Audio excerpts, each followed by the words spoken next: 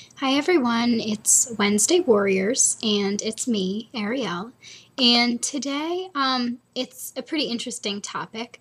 I'm going to be talking about the three most important things I learned in recovery. I'm also going to talk about the hardest thing that I had to overcome. And I'm going to give you a little message. The number one thing that I'd like you to remember about recovery from an eating disorder and why it's worth it.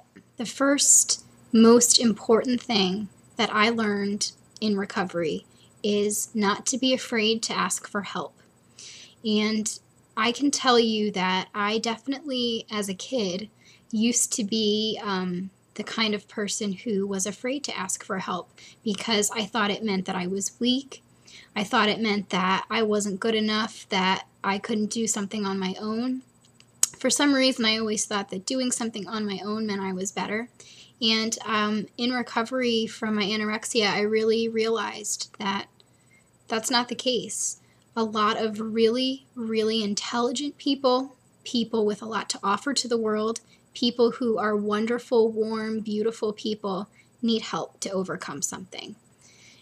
You know, we're all going to need help at some point, whether in a recovery or just in our lives. And you can't be afraid to ask for help because we're all humans and we were all put on this earth to help each other and to support each other. And we can.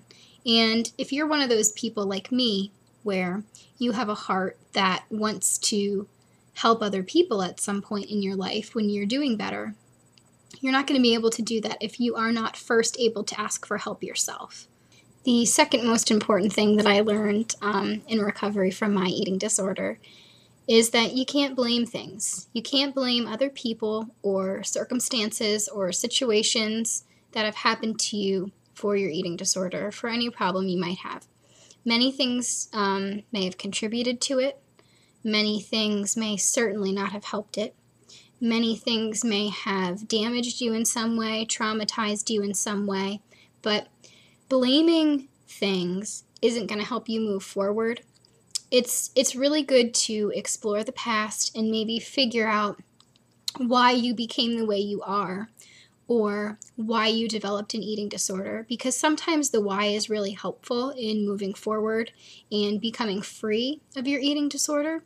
But you don't really want to, just for example, you don't really want to say, well, I blame my father for my eating disorder because he did this and this and this to me. It doesn't really work that way. You can say, my father contributed to my eating disorder because of such and such and such. But if you're putting blame on something else, it really doesn't get you anywhere. It's like how people have always said that you have to learn to let go or learn to forgive in order to truly be able to move on. It's very, very similar to that.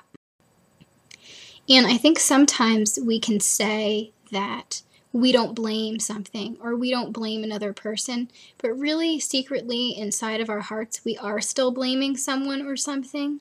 And until we can really let that go, it kind of keeps you stagnant in one position. And maybe before you were over here and now you're here, but you're not going to be able to move over to here until you can really let go and allow yourself to be propelled forward. That stuff is only holding you back. The other really important thing I learned, the third thing, since I'm only picking three and there are many things that I've learned, but the third thing that I learned in recovery that I want to share with you is that having a setback, or even if you want to call it a relapse, if you really, really had a hard slip up and a setback and, you fell back into a hole for a little while before you were able to climb out, having a setback doesn't mean that you start at square one. It's sort of like if you start at point A. I'm going to use the United States. If you are in California and you want to get from California to Pennsylvania and you're going to drive in your car, and you start in California and you start driving, and in Illinois you have a setback, it doesn't mean that you drove all the way back to California and then started over again. It just means that in Illinois you stopped, maybe you dragged your feet, maybe you just had a really hard time and you found it impossible to move forward, but you really weren't moving backward. But whatever it is that happened with your recovery, whatever it is that's happening in your life, you don't start at square one. It's a very hard concept to explain and to understand, and maybe at some point, if it happens to you, you will see what I mean, but you are learning.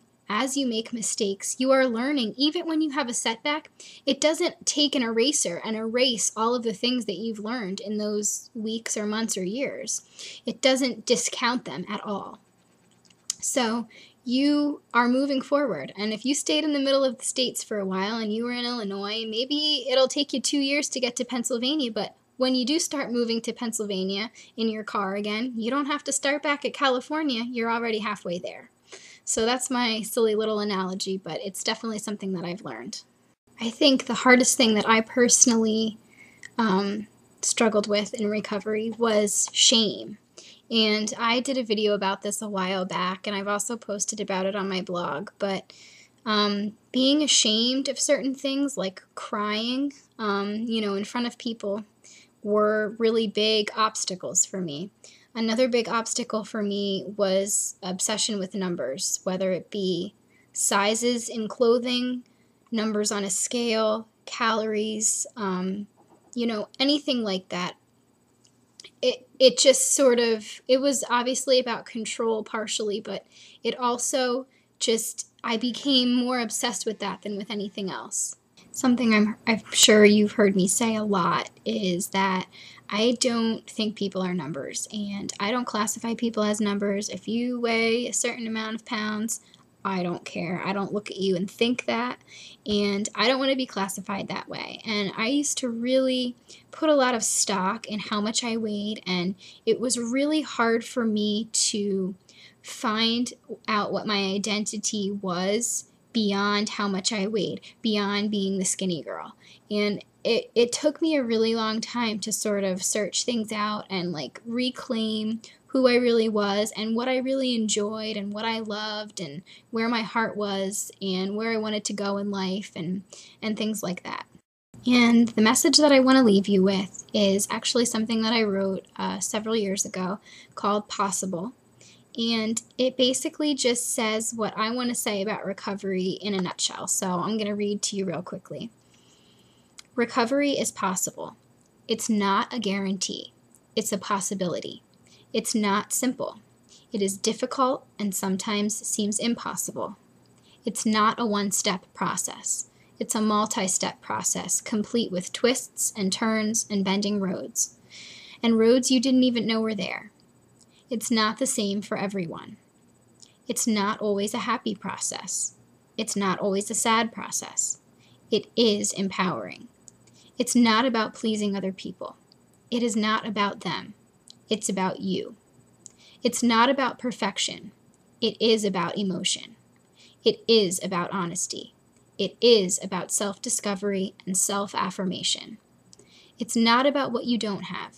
It's about using what you've got. It's not about hiding. It's about finding and displaying. It's not a quick fix.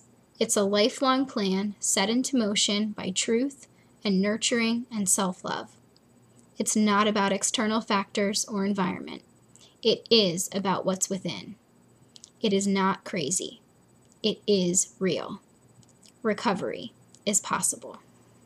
And I just consider that sort of a little mantra to go by.